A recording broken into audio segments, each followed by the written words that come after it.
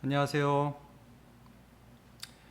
오늘 남문교회 독서반 2020년 1학기 마지막 책에 대한 리뷰를 하고 또 간단하게 책 소개를 하는 시간을 갖도록 하겠습니다. 바로 이 책인데요. 폭풍 속의 가정, 두란노에서 나온 러셀 무어 목사님의 책입니다. 가정에 대해서 이제 십자가의 관점으로 책을 잘 지으셨습니다. 제가 보면서 좀 느낀 점들을 오늘 좀 말씀드릴 텐데, 이제 외국 저자다 보니까 책을 쓰는 방식이나 전개하는 방식들이 좀 익숙하지 않아서 이렇게 좀 어렵게 느껴질 수도 있지만, 찬찬히 그 내용을 좀 끝까지 보면 이런 내용이구나 하는 것들을 좀 알 수 있을 것 같아요. 그래서 이 내용들을 하나하나 좀 같이 살펴보면서 받은 은혜들도 나누시고, 또 이 책을 혹시 보지 못하신 분들 있다면 폭풍 속의 가정이라는 책 좀 같이 보면서 은혜를 나누었으면 좋겠습니다. 자, 그러면 함께 볼 텐데요. 남문교회 독서반 폭풍 속의 가정, 러셀 무어 목사님의 책입니다. 두 가지가 중요해요. 두 가지. 제가 보면서 이 책의 전체적인 주제, 이걸 딱 잡고 읽으면 이 책의 내용을 좀 이해하는 데 굉장히 도움이 되겠다. 첫 번째는 이겁니다. 가정을 우상화하지 말아라. 전체적으로 이게 이 책에 흐르고 있는 주제 중에 하나예요. 그러니까 우리는 이제 결혼이라든지 자녀 양육이라든지 부부관계라든지 뭐 노년의 부모를 섬기는 효라든지 이런 것들이 이상화되어 있고, 성경적 표현으로 이제 우상화라는 표현을 썼는데 완벽해야 된다는 생각이 있는 거예요. 결혼은 이래야 되고 자녀 양육은 이래야 되고 부모 공경은 이래야 된다. 근데 이게 현실적으로 그렇지 않잖아요. 그런 가운데에서 굉장한 괴리감을 느끼고 내가 뭔가 잘못하고 있는 것은 아닌가라는 생각 속에서 우리 모두 힘들어한다는 거예요. 그래서 오히려 이런 우리 가정에 나타나는 이런 약함이라든지 고통, 이런 것들을 인정하는 거예요. 그리고 그 약함이나 고통을 받아들이는 그 과정 속에서 이 사람이 이제 십자가를 보는 거죠. 우리 가정에서 십자가의 정신이 드러나 있다. 그 구체적인 이름 뭐냐? 이제 이걸 우리가 함께 살펴볼 텐데, 이 책은 크게 이제 세 장으로 나누어 있어요. 일부는 이제 누구도 이 폭풍에서 예외일 수 없다. 이제 이런 내용이 있고, 또 보시면 2부로 가면 가정의 가치 십자가로 재해석하다. 십자가에 대한 내용이 구체적으로 나오고요. 마지막으로는 이제 정의적인 의미에서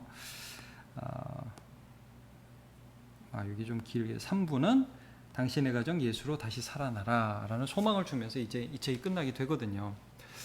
자, 이 책 하나하나 이렇게 보시면 1부부터 보시면 이제 전체적으로 이 책에서 왜 십자가가 나오게 되고, 또 이 책에서 그 왜 책 제목을 폭풍이라고 폭풍 속의 가정이라고 지었으며 어떤 식으로 이 책이 전개될 것인가 하는 내용들이 일부에 사실은 다 나와 있어요. 그래서 이제 총 5개의 장으로 나와 있는데 여러분 보시면 어때요? 나에게 가정은 폭풍의 이미지였다. 사랑하는 가족이 나를 십자가로 데려갔다. 아담의 가족사에서 모든 가정이 뿌리를 찼다. 가정은 메시아가 될 수 없다. 좀 전에 말씀드렸죠. 이게 가정을 우상화하고 가정을 이상화하는 것이 오히려 우리에게 문제가 될 수 있다는 걸 지적하고 있는 거예요. 자, 싱글 그리스도인 없다. 가정이 필요하다. 그러나 가정은 완벽하지 않다. 그럼 거기서 우리가 발견할 게 뭐냐? 십자가다. 좀 볼게요. 먼저 나에게 가정은 폭풍의 이미지였다. 이렇게 시작을 합니다. 이제 이 책의 제목이 영어 제목이 그래요. The Storm-Tossed Family라고 하는데, 이제 자기가 왜 이렇게 제목을 지었냐면 폭풍 속을 지나가고 있는 그런 어려움 당한 그리스도인의 모습이 가정의 모습으로 보였기 때문에 이 찬송가에 여러분 우리말로는 잘 이게 폭풍이라는 말이 안 나타나는데 이런 찬양이 있잖아요. 거친 세상에서 실패하거든. 그 거친이 사실은 폭풍이에요. 그래서 Have you failed in your plan of your storm-tossed life? 이렇게 된다고 그래요. 그래서 이제 이 찬송가의 가사의 이미지에서 현재 우리가 겪고 있는 가정의 이미지를 발견했다고 그렇게 고백을 하면서 이 책을 시작합니다. 자, 폭풍 속에 시달리고 있는 가정에게 유일하고 안전한 항구는 십자가의 상처를 가진 가정이다. 우리는 상처를 가지면 안 된다, 이런 생각을 많이 하는데 아니다. 상처를 가진 가정이 오히려 우리의 가장 안전한 항구다, 이렇게 이제 표현을 하는 거죠. 자, 그럼 두 번째, 저는 이 1부의 2장, 사랑하는 가족이 나를 십자가로 데려갔다, 이 장이 전체 이 책의 주제를 요약해 준다고 봐요. 자, 이런 말이 나와요. 가족의 취약성, 가족이 너무 약하다 이거예요. 우리가 이제 2부 가면 구체적으로 남녀, 결혼, 부모, 자녀, 이런 관계 속에서 쭉 살펴볼 텐데, 이런 취약성들, 우리 가정에서 늘 겪는 어떤 모순들, 이래서는 안 되는데, 이런 게 이래서는 안 되는 게 아니라는 거예요. 그거를 십자가를 지는 관점으로 볼 줄 알아야 된다. 이게 전체적으로 주제예요. 그러면서 이제 예수님이 십자가에서 하신 말씀을 가지고 거기에 가정의 이미지가 들어있다는 거죠. 그걸 이제 말씀하고 있어요. 십자가에서 여러분 어떤 말씀하셨죠? 나의 하나님, 어찌하여 나를 버리셨나이까. 시편 22편을 이제 인용하시는데, 또 아버지 내 영혼을 부탁하나이다 하시면서 이제 예수님께서 마지막 운명하시는 장면이 나와 있죠. 그러니까 이제 너무 연약한 아들의 모습이면서 그 십자가의 모습이, 또 거기서 우리가 그걸 봤잖아요. 요한에게 네 어머니다, 보소서, 여자여 보소서, 아들이니이다.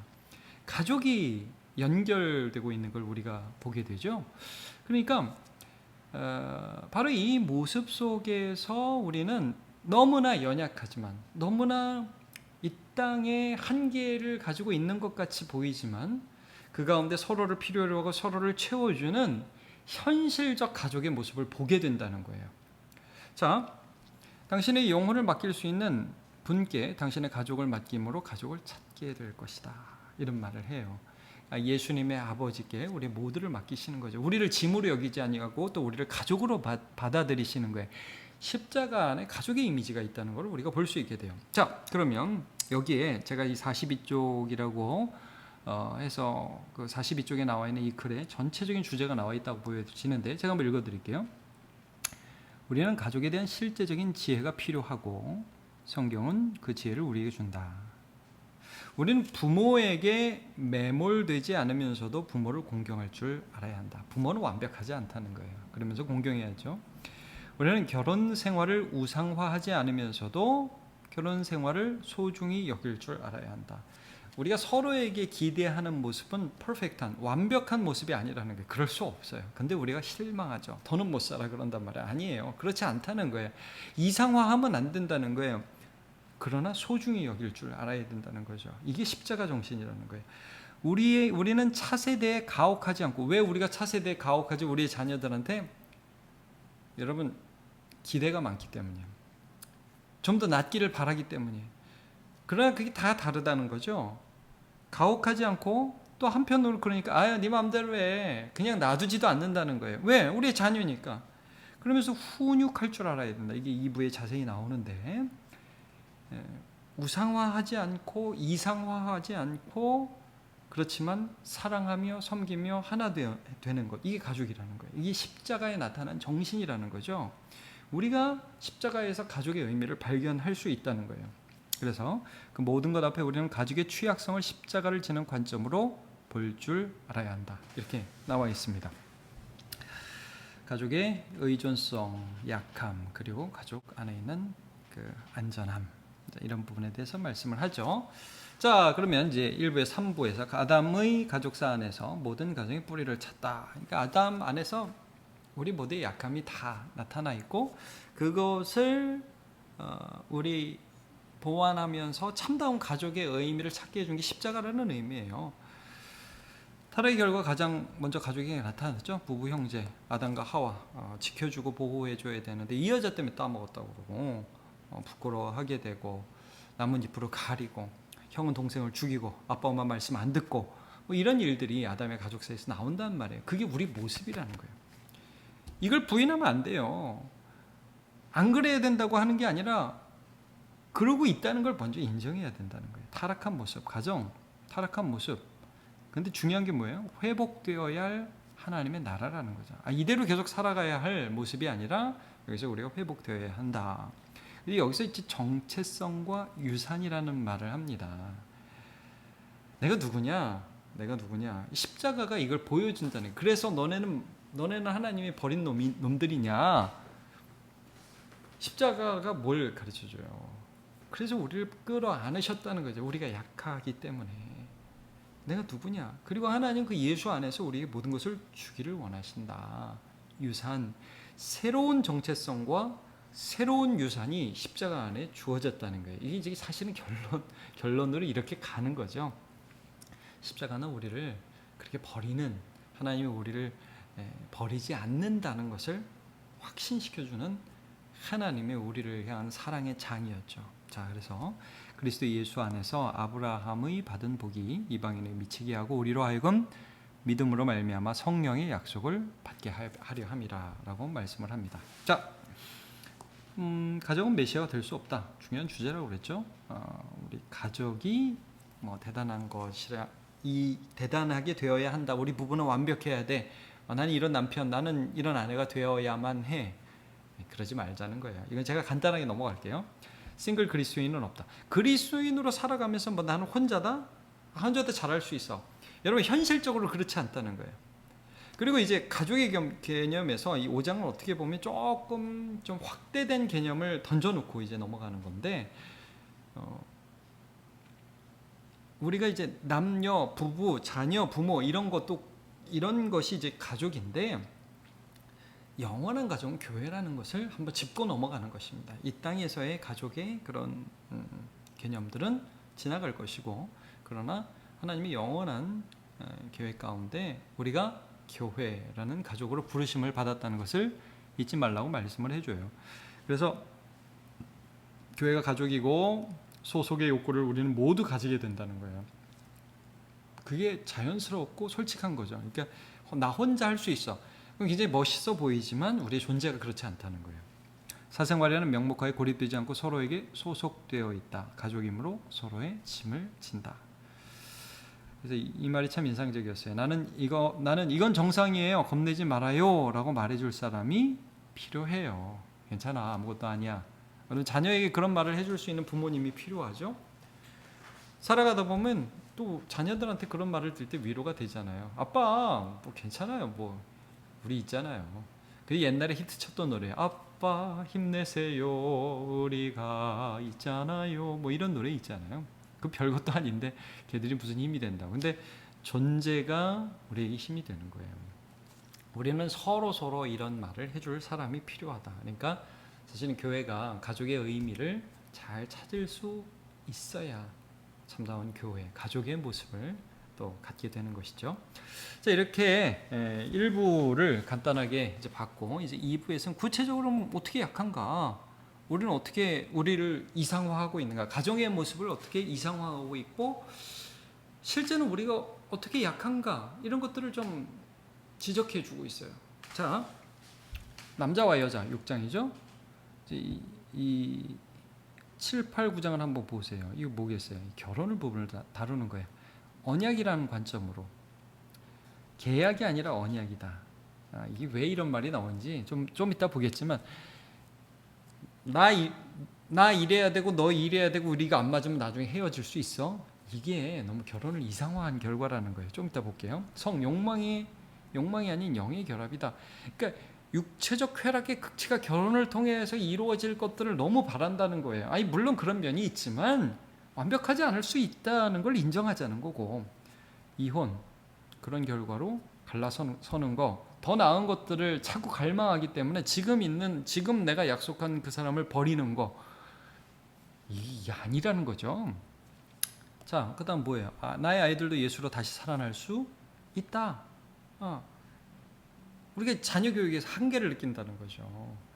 내가 바라보는 내 자녀의 미래의 모습을 너무 이상화하지 말라는 거예요. 거기서 믿으라는 거예요. 우리의 약함을 가지고 십자가 앞에 나가라는 거예요. 자녀들을 가지고. 그래서 자녀를 얻고 싶다면 자녀를 십자가에 내려놓으라. 그래서 이제 쭉 보시면 이런 부분들이 나와요. 이제 그 다음에 보면 부모에 대한 말씀도 나오는데 이제 계속 보죠. 자, 먼저 십자가의 앞에 선 남자와 여자. 머리됨. 남자는 어떤 역할을 하느냐? 의도적으로 자기 희생을 하지 않으면 여성과 어린이가 심한 타격을 받는다. 그러니까 가정을 내가 책임지고 이걸 주님 마음으로 이끌고 하나로 받아들여야 하는데 우리 가정은 완벽해. 남자가 이 머리됨의 개념을 못 가지면 하나됨을 이룰지 못한다. 협력하고 보완한다. 그리스도의 신비는 결혼을 통해 남자와 여자가 머리와 연합하듯 한 몸이 되는 것이다. 그러니까 여러분 한 몸이 된다는 게 뭐예요? 여러분 우리가 손더러 완벽해 그러지 않고 한 놈의 손가락 하나 부러지면 막 아파하고 상처 치료하고 이게 한 몸이잖아요. 이게 뭐 잘 되기를 바라지만 완벽하지 않다는 걸 알고 연약하다는 걸 알잖아요. 서로 알죠. 그러면서 하나 되어서 한 몸을 이루잖아요. 이게 이제 결혼에 있어서 중요한 원리가 된다는 거죠. 한 몸. 그래서 이건 계약 거래가 아니라 언약 연합이다. 이건 굉장히 중요한 말이에요. 계약이 아니라 언약 연합이에요. 언약 연합. 함께 약속을 해서 하나가 되는 것이에요. 이런 개념을 우리가 가지고 있어야죠. 그래서 이 언약이 내가 약속할게. 이거 이 이상의 예수 그리스도와 교회 사이에서 이루어지는 것들을 우리에게 말씀해 주고 있는 것이고 십자가의 이 언약의 개념들이 들어있다는 거예요.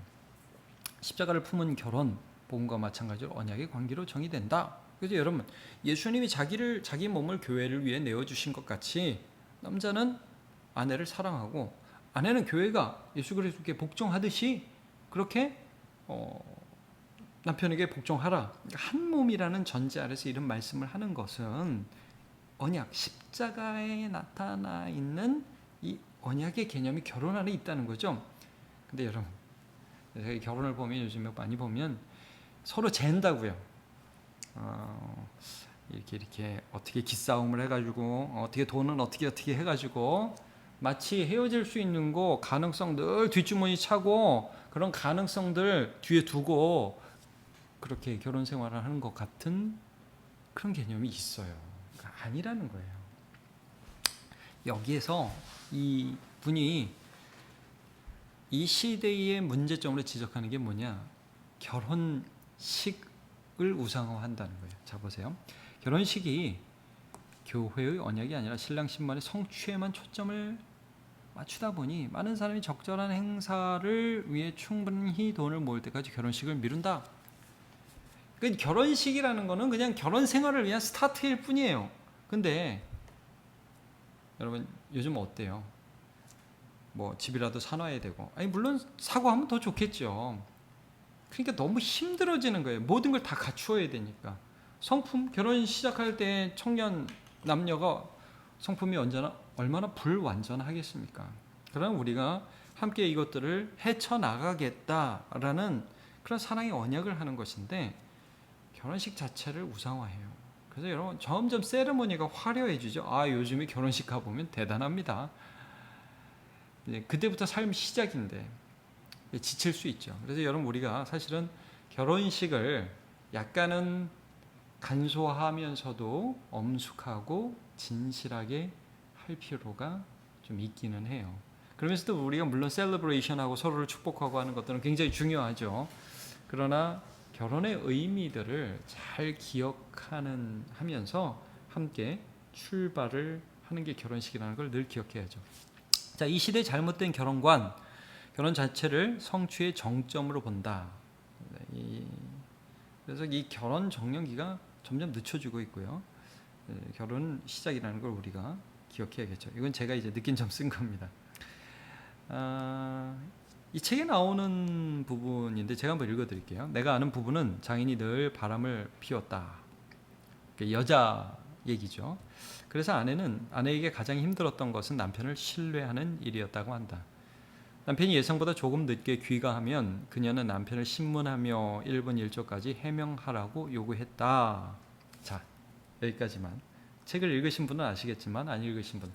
그럼 이제 보통 남자들이 뭐래요? 와, 나 이 마누라랑 이 아내랑 못 살아. 어우, 깝깝해. 이거 무슨 뭐 맨날 내가 무슨 감옥살이 하는 거야? 이렇게 반응하지 말라는 거예요. 아내에게 그런 약함과 그런 배경이 있을 수 있다. 그럼 어떻게 해야 되냐? 여기서 이렇게 얘기를 해요. 그가 아내를 사랑하려면 상대방의 그런 배경을 알고 아내에게 신뢰를 심어주려고 공을 들여야 한다. 그리고 아내가 자신의 행방을 알 수 있도록 늘 전화로 알려줘야 할 것이다. 아내가 그런 아픔과 그런 배경이 있다면 그 아내가 이상한 게 아니라 그런 아내를 더 사랑하고 배려하기 위해서 늘 전화기 켜놓고 여보 나 여기 있어요. 나 누구랑 있어요. 알려주라는 거예요. 다른 아내들은 그런 것에 신경 쓰지 않는다고 자기 아내를 탓할 수도 있겠지만 그렇게 한다면 진짜 아내가 아니라 다른 가상의 아내를 사랑하는 것이다. 정말 중요한 부분입니다. 약하기 때문에 사랑하겠다는 약속이 결혼이라는 거죠. 이게 언약이라는 것을 말씀해주고 있습니다. 젊은 부부들, 특히 이제 청년들도 이런 부분들은 잘 알 필요가 있어요.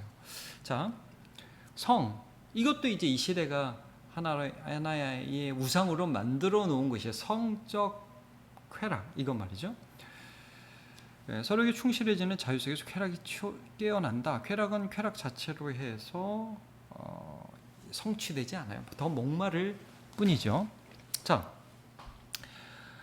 성적 유혹과 죄에서 자유로운 사람은 없어요. 그러니까 이제 부부 관계를 통해서 뭐 성적 쾌락의 어떤 최고점에 도달하겠다. 뭐 이런 관점을 가지고 있으면 나중에는 여러분 어떤 부분을 놓칠 수 있다는 거예요. 여기서 지금 무엇을 말씀하는 겁니까?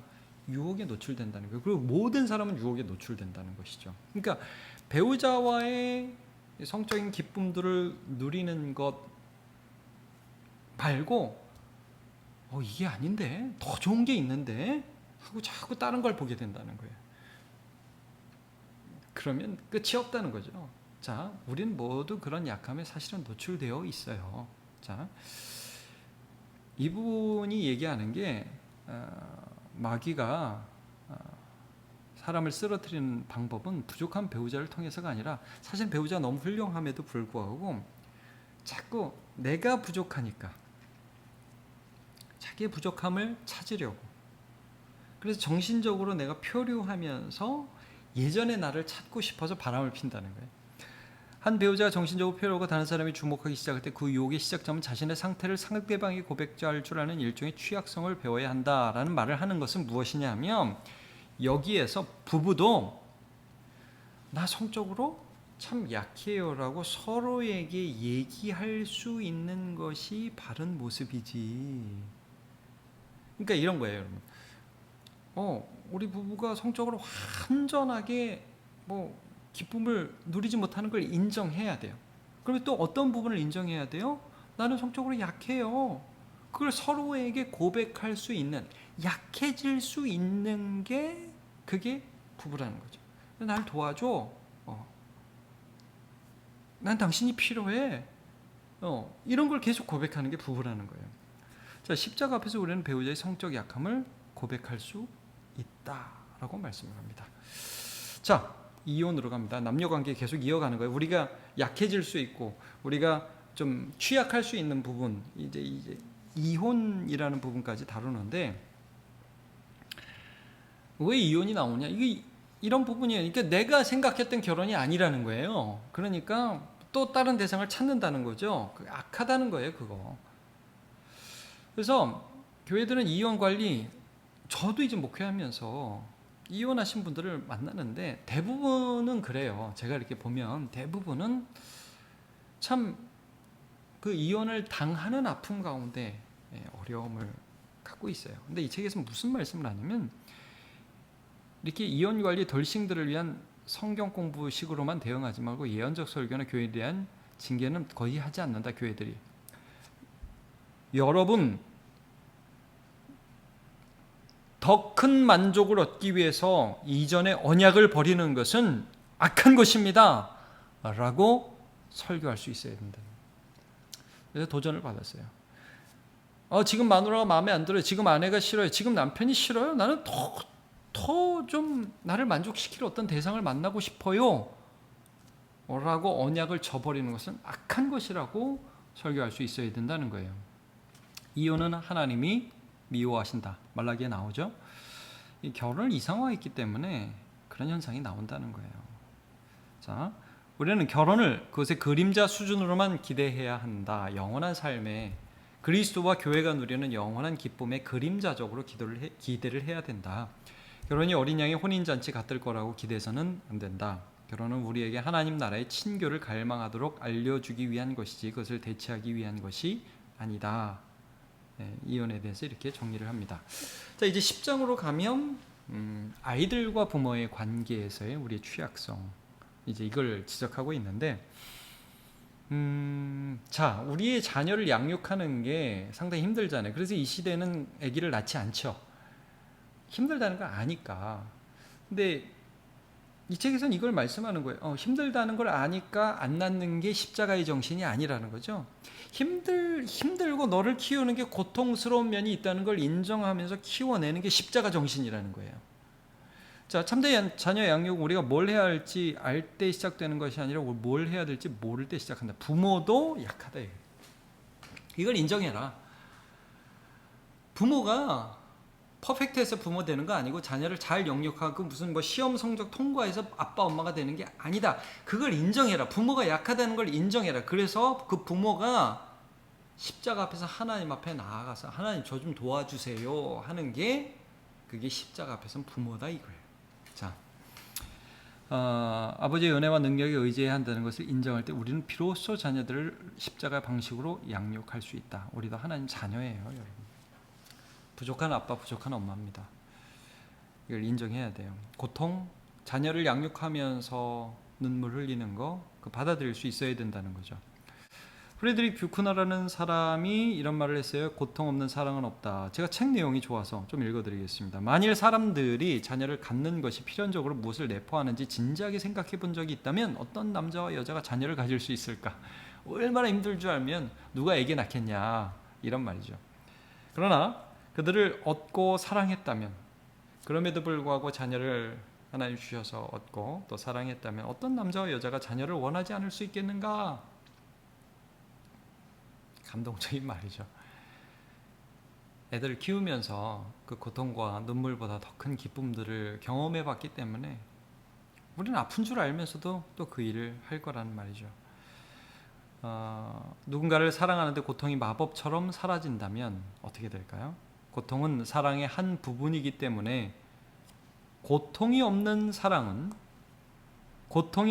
급격히 사그러져 사랑으로 보이지 않을 것이기 때문이다 라는 말을 했더라고요. 이게 참 놀라운 통찰입니다. 여러분, 고통이 없는 사랑은 사랑이 아니죠. 애를 키우면서 사랑의 의미를 깨닫게 되잖아요. 이게 여러분, 우리가 자꾸 이 고통을 우리의 삶에서 제거해 버리려는 것이 그게 일종의 삶의 우상화예요. 우상화. 근데 이걸 받아들이는 거예요. 자, 자녀를 얻고 싶다면 자녀를 내려놓으라. 이게 십자가의 방법이라는 거예요. 근데 이 훈육에 대해서 여기서 말씀을 하는데 내려놓으라가 아무것도 하지 말라는 아니에요. 이거 잘 들으셔야 돼요. 그러니까 뭘 내려놓냐면 내 뜻을 내려놓고 하나님의 뜻을 제시하되 기다리는 거예요. 이게 훈육이라는 거예요. 그래서 훈육에 있어서 이분이 정말 탁월한 안목으로 제시를 해주었는데 저는 이거 우리 이 영상을 보는 분들 꼭 이걸 좀 기억했으면 좋겠어요. 훈육에 있어서 핵심이 뭐냐? 너 이거 똑바로 해 하면서 행동을 돌려놓는 게 아니라 훈육의 핵심은 소속감과 권위의 문제라는 거예요. 그러니까 훈육을 받으면서 이제 히브리서에도 그런 말씀이 있잖아요. 자녀 중에 징계하지 않는 자녀가 어디냐? 디스플레인, 훈련하지 않는 자녀가 어디냐? 그냥 막 놔두고 네 맘대로 해. 이래도 좋고 저래도 좋고. 그럼 그게 하나님 자녀냐? 이런 말씀을 하잖아요. 훈육을 한다는 것의 의미는 너는 내 자녀다 이런 의미예요. 소속감. 난 너를 사랑해.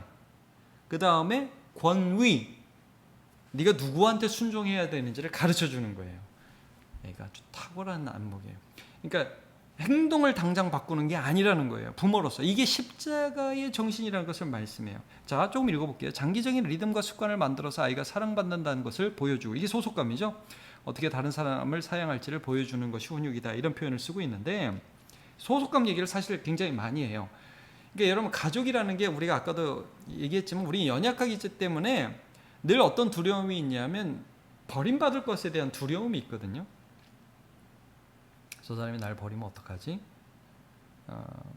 저 사람이 날 싫어하면 어떡하지? 늘 그런 불안감이 존재해요. 근데 가정 안에서 또는 교회에서, 아니 난 널 버리지 않아. 넌 나에게 소중한 존재야. 난 널 팔달하지 않아. 너 때문에 속상해.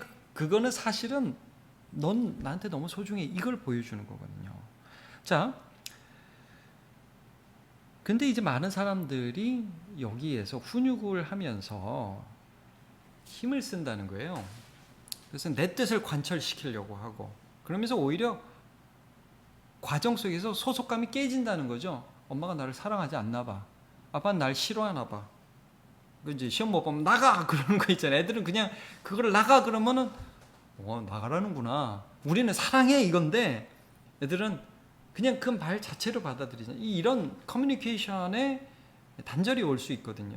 그래서 소속감을 갖게 하는 데 있어서 가장 중요한 원칙이 뭐냐 하면 인격체로 대하는 거라는 거예요. 인격체. 여기 보면 인격체. 이제 기다림, 존중.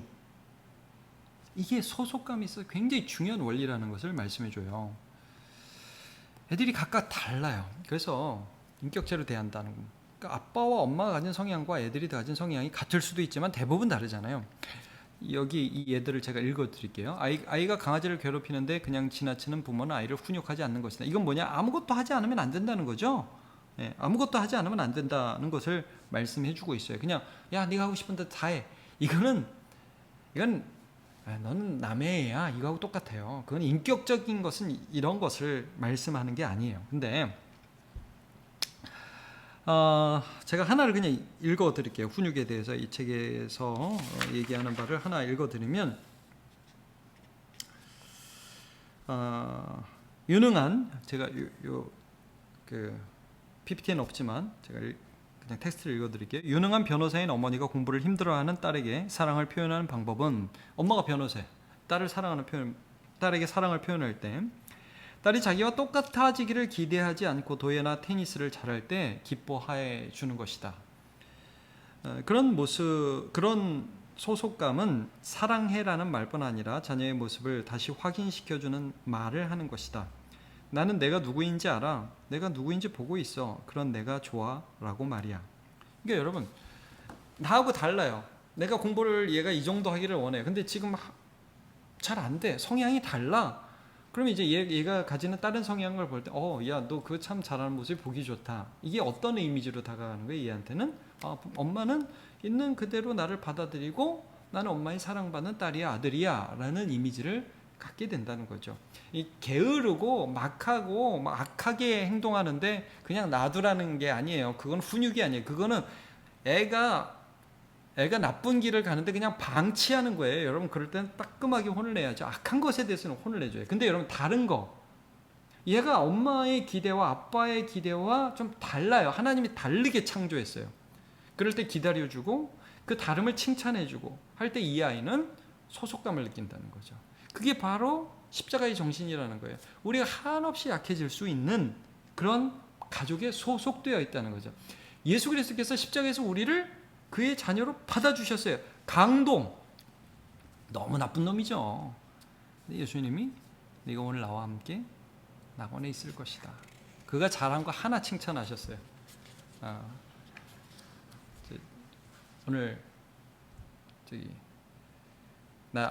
당신의 나라에 이를 때 나를 기억해 주소서라는 그 말, 그 신앙 고백, 예수님 인정해 주셨어요. 여러분, 이거예요. 우리는 한없이 약해요. 우리는 늘 하나님 앞에 내가 부족하다는 걸 느낄 수밖에 없어요. 근데 그때 우리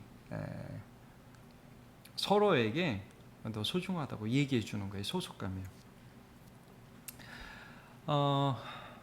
하나님은 우리를 훈육하실 때 가혹하지 않으셨다. 344쪽에 있는 이 얘기는 여러분 뭐 읽어보실 수 있는 분이 읽어보십시오. 훈육에 있어서 중요한 게 하나는 소속감이고 하나는 뭐라고 그랬어요? 권위를 인정하는 거라고 그랬죠. 권위의 문제인데 이분이 이걸 기가 막히게 정의를 했어요. 저는 여기 진짜 야 이거다. 여러분 우리는 없어진단 말이에요. 부모는 어느 순간 사라져요. 사실 결혼을 시키게 되면 우리는 자녀에 대한 권위를 갖지 않아요. 그러면 결혼 전에 우리가 어떤 영향력을 끼칠 수 있을 때 자녀에게 가르쳐야 되는 훈육의 핵심이 뭘까요? 어디로 돌아가야 하는지를 가르치는 거예요. 권위의 근원을 가르치는 거예요. 그래서 이분은 이렇게 얘기를 했어요.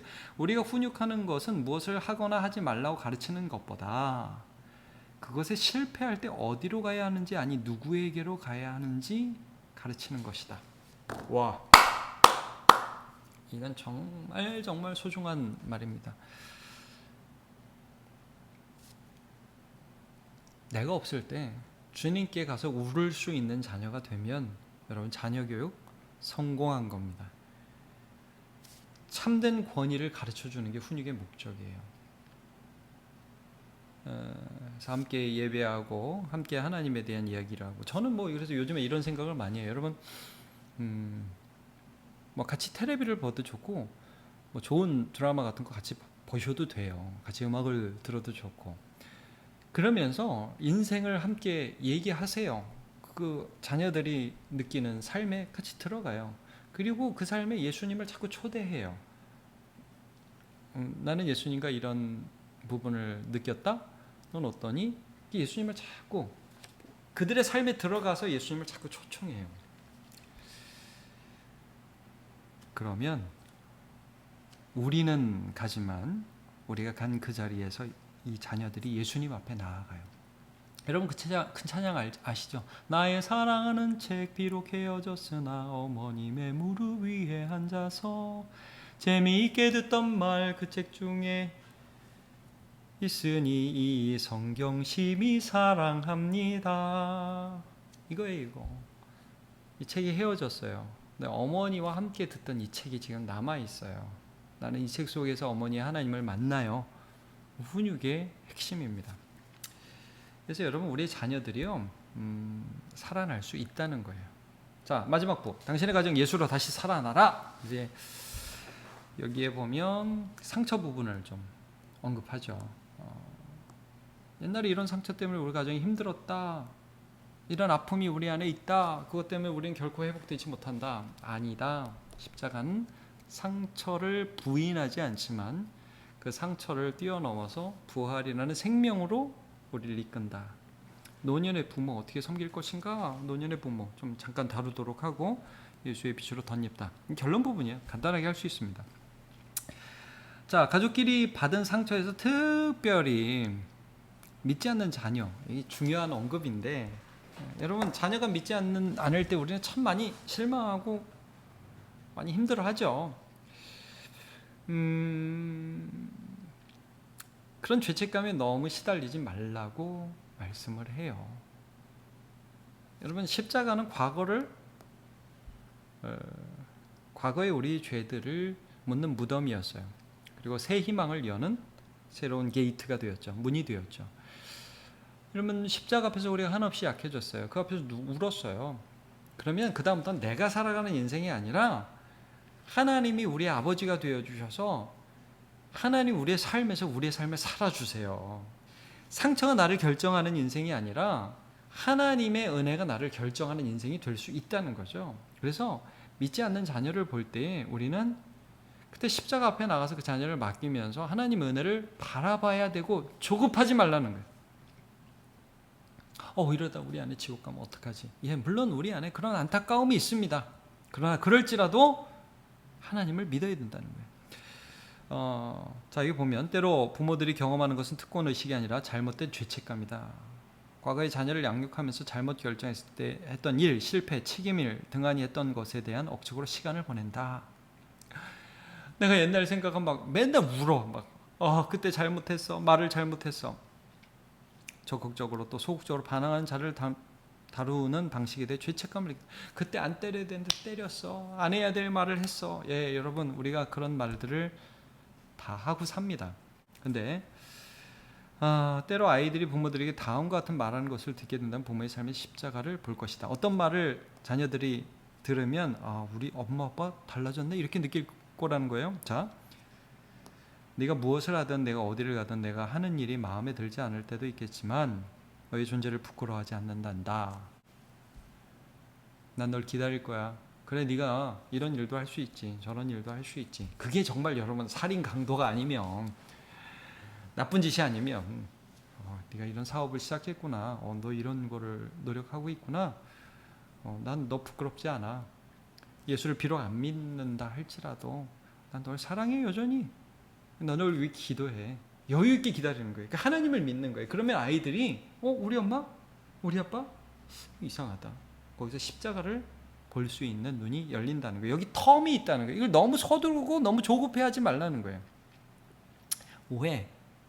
나는 말을 던지고 그 말이 그들의 마음 가운데 던져지면 하나님이 일하시는 그 시간이 있을 거라는 거죠. 근데 이걸 못 참는다는 거예요. 너무나 많은 사람들이 하나님이 이루실 것들을 못 믿고 상처에 붙들려서 조급해진다는 거죠. 그러지 말라는 거예요. 여러분, 특별히 우리 교회에 믿지 않는 자녀를 둔 부모님 많이 계신데, 여러분 신자의 여유와 멋있음을 살아내십시오. 자, 제가 읽어드릴게요. 한 여성, 젊어서 바람을 피다가 가정을 깨뜨렸는데 시간이 흘러 장성한 자녀들에게 그때 일에 대해서 사과를 했다고 한다. 사과를 했어요. 그럼 여러분 자녀 입장에서 사과를 했으면 받아들이면 좋겠지만 그 받아들이는데 시간이 필요하잖아요. 근데 자녀들이 사과를 받아들이지 않자 격노하며 성경 구절을 인용하면서 그들을 비난했다고 한다. 그런 것은 회개가 아니라 특권의식이다. 우리는 용서를 구할 수 있지만 용서를 할지 안 할지는 그들의 선택이다. 그것까지 기다리는 거예요.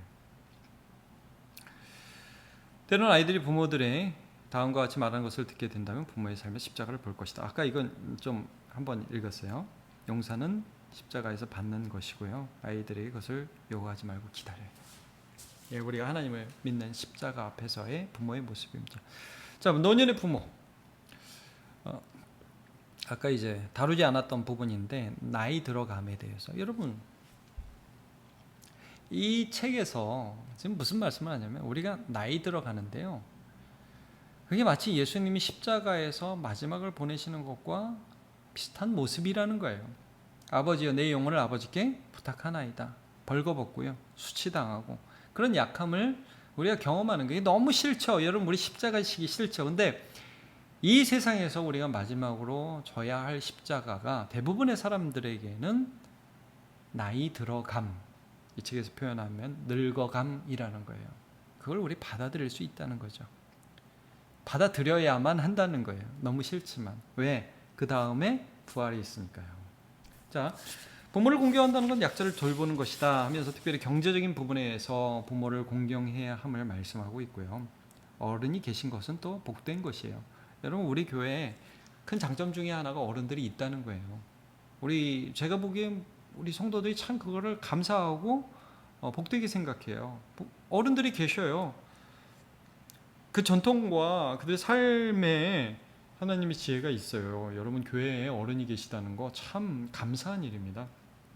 그러면서 늙어감에 대해서 우리는 약함을 경멸한데 여러분 이게 우상화라는 거예요. 이게 이상화라는 거예요. 젊고 쌩쌩한 게 좋은 거다. 이게 아니에요, 여러분. 늙어감은 영광이고 십자가의 영광이에요.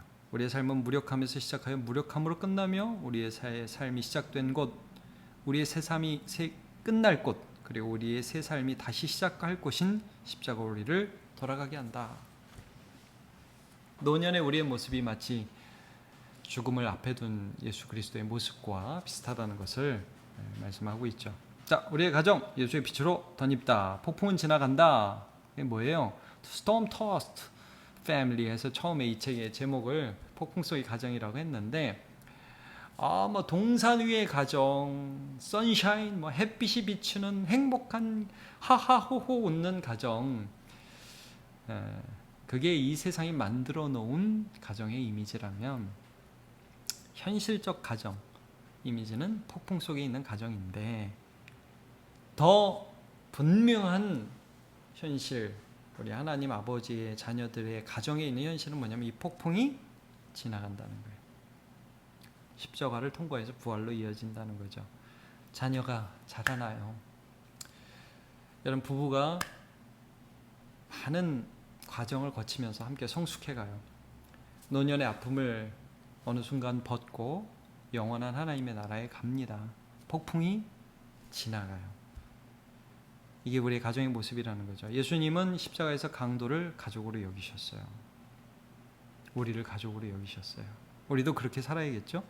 가족은 고통일 수 있지만 우리는 그것을 통해서 본향으로 가고 있습니다. 자, 이 영상 보고 계신 분들 한번 마지막으로 이 글귀를 한번 같이 읽어볼까요? 두려워 말라, 상처는 남겠지만 폭풍은 지나갔다. 이렇게 이 책이 끝납니다. 여러분, 간단하게인가요? 좀 길게인가요? 이 책 리뷰를 함께 하면서, 책을 읽으면서 제가 깨달은 점들, 책 내용 요약과 함께 말씀드렸습니다. 세상이 이상화해 놓은 개념들이 있어요. 가정은 이래야 돼. 근데 현실 속에서 느끼는 여러 어려움들이 또 우리에게 있죠. 여러분, 십자가 안에서 우리의 삶을 보시기를 바랍니다. 그래서 내 모습이 부족하다는 게 자책해야 할 일이 아니라 그런 걸 통해서 우리는 더 십자가 앞에 나아가게 되고 하나님의 뜻을 이루면서 또 서로 섬기면서 자라나게 되죠. 폭풍 속의 가정 우리 살아가고 있습니다. 여러분, 믿음으로 잘 살아나가서 도리어 더 큰 유익 누리시기를 예수님의 이름으로 축복합니다. 감사합니다.